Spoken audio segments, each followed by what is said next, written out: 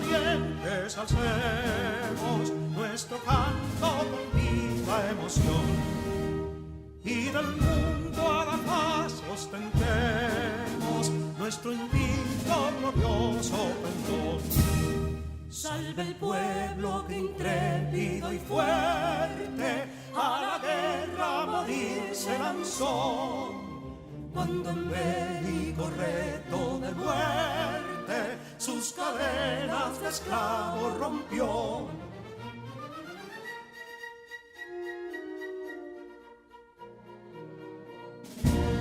Ningún pueblo ser libre merece si es esclavo, indolente y servil. Si en su pecho la llama no crece, que templó el heroísmo viril. Más que estrella la indómita y brava, siempre altiva la frente alzará. Que si fuere mil veces esclava, otras tantas ser libres habrá. Que si Dona y Ardita expusieron de un intruso señor al desdén. Las carreras veler campos fueron, que cubiertos de gloria se ven. Que en la cima del heroico baluarte de los libres el verbo encarnó, donde el genio de Sánchez y Duarte a ser libre o morir enseñó.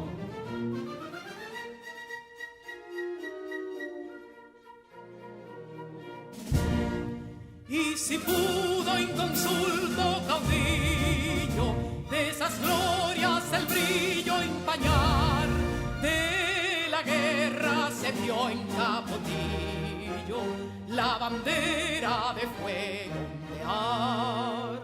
Y el incendio que atónito deja de Castilla al soberbio león, de las playas gloriosas le aleja, donde flota el cruzado pendón.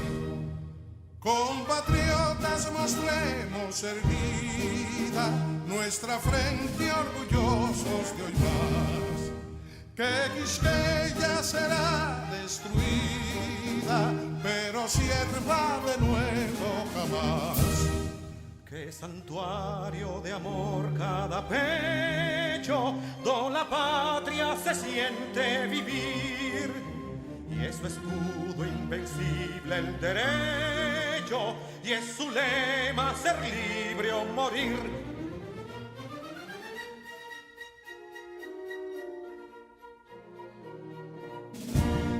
Libertad que aún se yergue serena, la victoria en su carro triunfal, y el clarín de la guerra aún resuena, pregonando su gloria inmortal. Libertad, que los ecos se agiten mientras llenos de noble ansiedad nuestros campos de gloria repiten: libertad, libertad, libertad.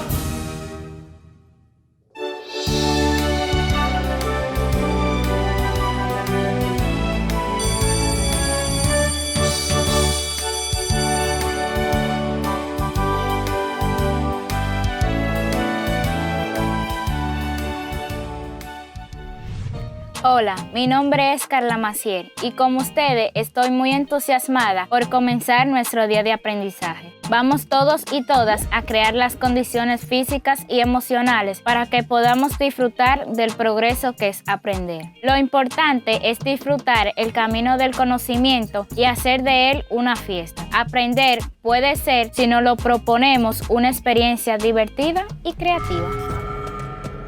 Bienvenidos al cuarto grado de secundaria del año 2020-2021 del Ministerio de Educación de la República Dominicana. Aprendemos en casa, preservando la salud. Sus profesores de este año escolar son: Asignatura Lenguas Modernas, Raicy Nairobi Sano Paredes, del Centro Educativo Liceo Matías Ramón Mella y Escuela Presidente Antonio Guzmán Fernández. Distrito 1004 y 1006. Habilidades: creativa y proactiva. De la asignatura Ciencias de la Naturaleza, Ediberto Cordero Abreu. Centro Educativo Liceo Enriquillo. Distrito 902. Habilidades: tecnológico, comunicador, creativo, líder. Asignatura Ciencias Sociales, Yancel Oderay Ferreras Cabreja. Centro Educativo Instituto Politécnico Salesiano Padre Bartolomé Beck. Distrito 1503. Habilidades: comunicativa, líder. Asignatura Matemáticas, Alexander García Pérez. Centro Educativo Centro de Excelencia Salomé Ureña. Distrito 1503. Habilidades: electrónica, fotografía, canto. Asignatura Lengua Española, Rosemilia Cepeda Reyes. Centro Educativo Liceo José Francisco Peña Gómez y Liceo Jesús Maestro, Educación Básica, Nocturno. Distrito 1504. Habilidades: paciente, comunicativa. Asignatura Lenguas Modernas, Echazón Láyenes. Del Centro Educativo Centro de Excelencia Luis Encarnación Nolasco. Distrito 1502. Habilidades: predicar, experimentar. Asignatura Inglés, IMANOR. Centro Educativo North Academy. Habilidades: baile, plurilingüe, astronomía, psicología. Bienvenidos al cuarto grado de secundaria del año 2020-2021. Hoy repasamos los puntos más importantes de los temas que hemos conocido esta semana. Hola queridos y queridas estudiantes. Como cada viernes, tenemos nuestro resumen de los contenidos más relevantes que aprendimos en las diferentes asignaturas. Abarcaremos cada una de ellas, iniciando con matemáticas, en la que el profesor Alexander habló sobre los poliedros. En Ciencias Sociales, la profesora Yancel les enseñó acerca de la Constitución Dominicana y los deberes ciudadanos. En Ciencias de la Naturaleza, Pevens y yo desarrollamos los temas de los monumentos naturales y los refugios de vida silvestre. En inglés, estuvieron aprendiendo sobre los deportes, con sus profesoras Raisi e Iman. En francés, Echanson te enseñó cómo describir una habitación con la expresión il y a. Por último, en la asignatura de Lengua Española, tu profesora Rosa Cepeda continuó trabajando con el tema del taller literario. Prepárate que nuestro repaso de hoy comienza en 3, 2, 1.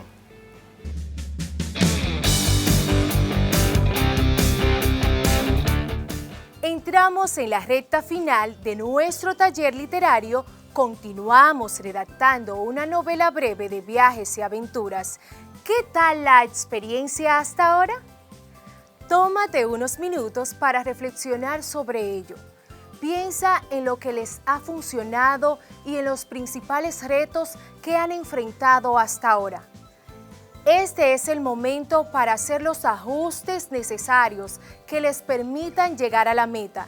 Durante estas últimas 2 semanas completarán el nudo, llevando la historia a su punto más emocionante y pasarán de los conflictos a un desenlace en el que los personajes superen sus miedos, desafíos y contratiempos con éxito. Ten presente que los personajes, especialmente el protagonista, debe encontrar en su interior la fortaleza y la creatividad para vencer sus retos. Les recordaré algunas pautas a considerar para escribir sus novelas de viajes y aventuras. Al momento de trabajar en grupo o equipo deben revisar la distribución de funciones entre los miembros del equipo y redistribuir, si es necesario, lo que le toca a cada integrante. Calendarizar las acciones de esta última etapa del taller. Fijen una fecha para concluir. Trabajar en la revisión y edición de la totalidad del texto. Es importante que una vez que hayan terminado su novela, hagan una revisión general para corregir los errores de coherencia del texto, signos de puntuación y ortografía. Delegar a un miembro de la familia como supervisor para que les ayude a recordar los tiempos que tienen como límite para llegar a la meta, es decir, para entregar su novela a su docente guía. Les recomiendo terminar su novela días antes de la entrega que les hayan establecido para que cada participante del grupo pueda leer el trabajo final, así todos quedan satisfechos del esfuerzo en conjunto. Deben apoyar a sus compañeros de equipo en lo que necesiten para concluir juntos. Recuerden, la unión hace la fuerza. Hola, Pebes, ¿cómo estás? Hola Rosa, estoy bien, ¿y tú? Bien. ¿Qué pasa? ¿Te noto preocupada? Realmente lo estoy. Estoy leyendo este libro de Lingüística General de Carlisle González Tapia y estoy muy preocupada porque me genera confusión entre lenguaje, lengua y habla. Tranquila, eso suele suceder. Te explico. El lenguaje es la capacidad innata de todos los seres humanos. Es lo que nos permite comunicarnos.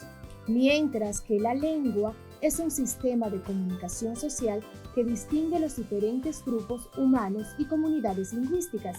Ok, por eso es que hay lengua francesa, lengua inglesa y lengua española. Así es. En tanto, el habla es la articulación de la palabra, es decir, la verbalización de la lengua.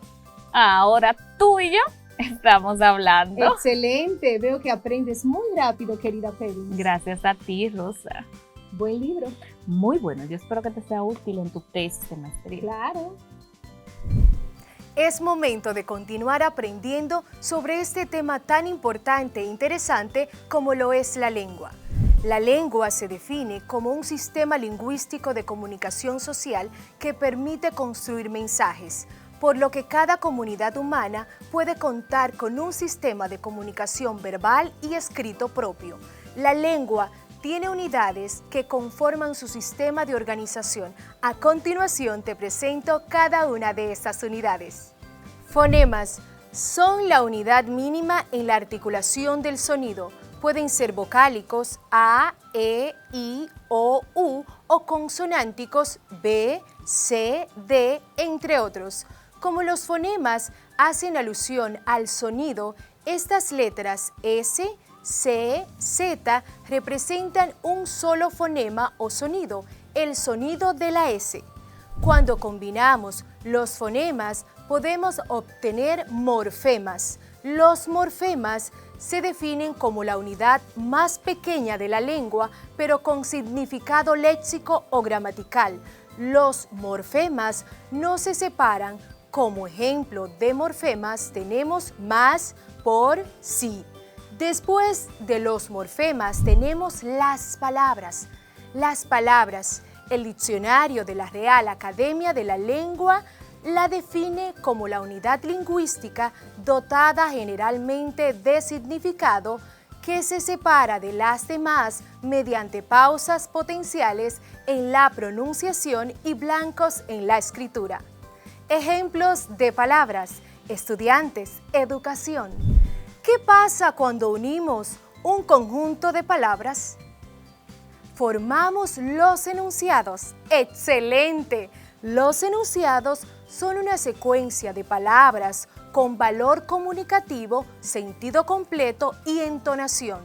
Los enunciados pueden ser oraciones o frases. Una oración es una estructura gramatical con sentido completo formada por la unión de un sujeto y un predicado. Por ejemplo, los estudiantes de cuarto de secundaria están divirtiéndose con la novela de viajes y aventuras. Los estudiantes de cuarto de secundaria es el sujeto. Están divirtiéndose con la novela de viajes y aventuras es el predicado. En esta oración, el sujeto es de quien se habla en la oración. Serían los estudiantes de cuarto de secundaria y el predicado es lo que se dice del sujeto. Serían, están divirtiéndose con la novela de viajes y aventuras. Una frase es un enunciado que carece de un verbo conjugado. Por ejemplo, socorro, por favor. Observen y escuchen este enunciado.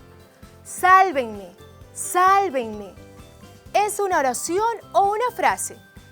Muy bien, es una oración, porque las frases no contienen verbos conjugados. Te preguntarás, ¿por qué tan cortas? Es porque la oración, para ser una oración, su requisito principal es tener este omitido, o sea, que no lo visualicemos. Por esto la oración puede ser bimembre y unimembre. Bimembre cuando tiene sujeto y predicado. Ejemplo, Juan Carlos escucha música. Juan Carlos es el sujeto y escucha música es el predicado. Esta es una oración que cuenta con un sujeto, Juan Carlos, y un predicado, escucha música. Unimembre, cuando no puede dividirse en sujeto y predicado, es decir, están formadas por un solo miembro con significado completo. Ejemplos: 1. El coche negro. 2. Hace mucho calor. Ahora pasamos a conocer el párrafo. El párrafo es una unidad de información completa y resulta de la unión de varias oraciones que expresan conceptos específicos. En cada párrafo se expresa una idea. ¿Cómo identificamos un párrafo? Generalmente empiezan con un espacio en blanco llamado sangría y la letra en mayúscula. Hay párrafos que no usan la sangría y son párrafos en bloque, pero también utiliza la mayúscula al comienzo. Al finalizar el párrafo, siempre debe llevar un punto y aparte que lo separa de otro párrafo. Finalmente, en nuestro sistema de la lengua nos encontramos con el texto. El texto es la unidad mayor de comunicación y expresa con claridad y orden mensajes completos. Está formado por párrafos. Las ideas que forman un texto deben guardar una relación y tratar sobre el mismo tema. Los textos pueden ser de diversas clasificaciones, pueden ser descriptivos, narrativos, argumentativos. Vamos a hacer un ejercicio. A continuación, te presentaré ejemplos de las unidades de la lengua y dirás a cuál pertenece. Estos ejemplos los saqué de la novela La Vuelta al Mundo en 80 días de Julio Verne, cuyo fragmento está en tu cuadernillo. Aprovecho el momento para invitarte a realizar los ejercicios que en él aparecen. Manos a la obra. La expresión número 1 es esta. Las 8:44. Esta expresión es una oración, frase o párrafo. Frase, muy bien. Y es porque en ella no aparece un verbo conjugado. Expresión número 2. Los jugadores se levantaron. A los 57 segundos la puerta del salón se abrió y no había batido el péndulo los 60 segundos cuando Phileas Fogg aparecía seguido de una multitud delirante que había forzado la puerta del club y con voz calmosa dijo: «Aquí estoy, señores». Esta expresión es una oración, frase o párrafo. Un párrafo, porque si observamos, tiene la mayúscula al comenzar, tiene varias oraciones y un punto y aparte. Expresión número 3. El vasto salón del club estaba tranquilo. Esta expresión es una oración, frase o párrafo. Esta expresión es una oración, un ejemplo de oración bimembre porque está constituida por sujeto y predicado. Sujeto, el vasto salón del club, y su predicado, estaba tranquilo. ¿Pero cuál sería un ejemplo de un texto? Pues la novela La Vuelta al Mundo en 80 días que has estado analizando es una muestra de un texto narrativo. ¿Qué aprendimos? Repasamos los pasos que debemos tomar en cuenta para analizar tu novela de viajes y aventuras. También aprendimos sobre nuestro sistema lingüístico que permite construir mensajes, la lengua.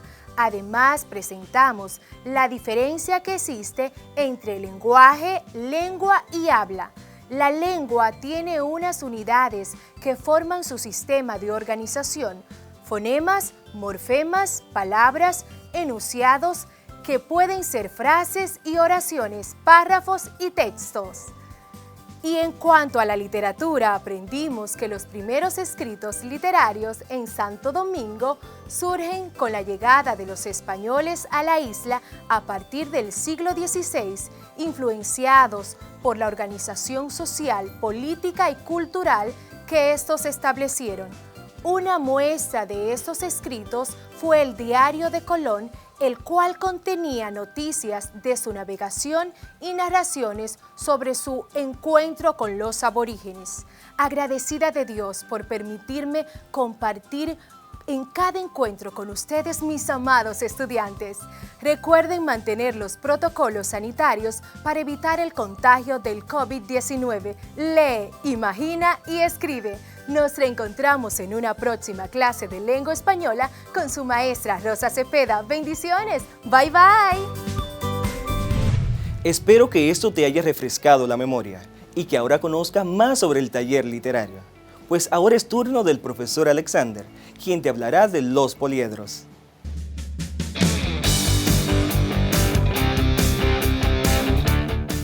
Saludos estudiantes, bienvenidos y bienvenidas al único lugar donde las matemáticas toman sentido.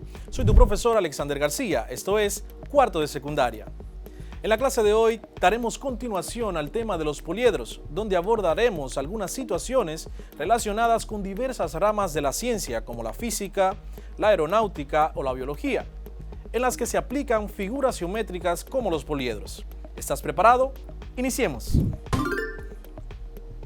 A nivel microscópico, la estructura química y biológica de la materia está formada por átomos y moléculas, unidas en complejas formas espaciales que, en muchos casos, son poliedrales. La aparición de ciertas estructuras poliedrales en la solución de problemas de diversas ramas de la ciencia es uno de los aspectos que han originado el interés de muchos científicos por el estudio matemático de los poliedros desde tiempos remotos. Es esto lo que origina que Platón asocie los 5 sólidos platónicos, el tetraedro, el cubo, el icosaedro, el octaedro y el dodecaedro, con los elementos básicos que configuran el mundo, o que Kepler atribuya un significado cosmológico a esas estructuras poliedrales. En los últimos 2 siglos han surgido cierto interés por determinados poliedros que están relacionados con problemas de la física, la biología o de la química. Cometas poliedrales y la conjetura del fuelle. La primera de estas cuestiones está relacionada con la construcción de cometas. A finales del siglo XIX, el ingeniero y astrónomo Lawrence Margrave comienza a interesarse por la aerodinámica con el fin de conseguir un aparato que pudiera volar tripulado por un hombre. Su investigación se centró entonces en resolver el problema de cómo ciertos pájaros eran capaces de remontar el vuelo sin batir las alas. Estas disquisiciones le llevaron a diseñar varias cometas intentando buscar la forma más aerodinámica.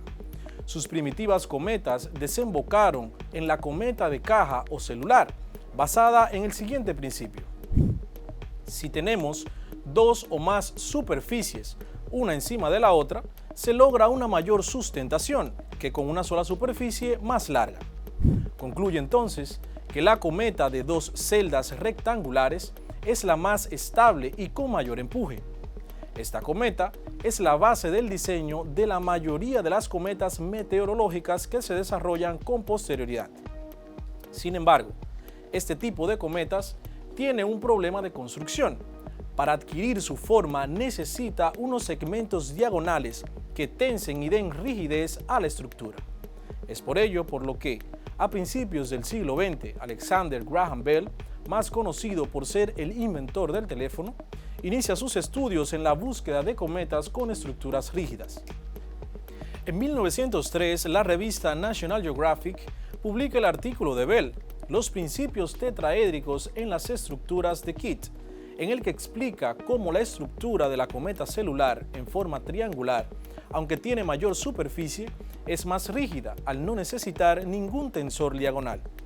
Tras hacer varias pruebas, concluye que, partiendo de una celda longitudinalmente rectangular, mejora sus resultados si en todas las direcciones hacemos que posea forma triangular, esto es, una celda en forma de tetraedro, es la óptima para sus intereses.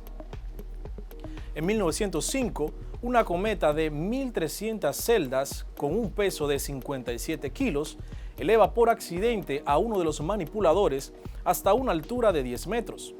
Este hecho hizo albergar en Graham Bell esperanzas en la construcción de cometas más potentes. Sin embargo, los avances de la aeronáutica siguieron otros derroteros. Cometas de Graham Bell. Los problemas relacionados con la rigidez de las cometas tienen que ver con las propiedades de rigidez de los poliedros.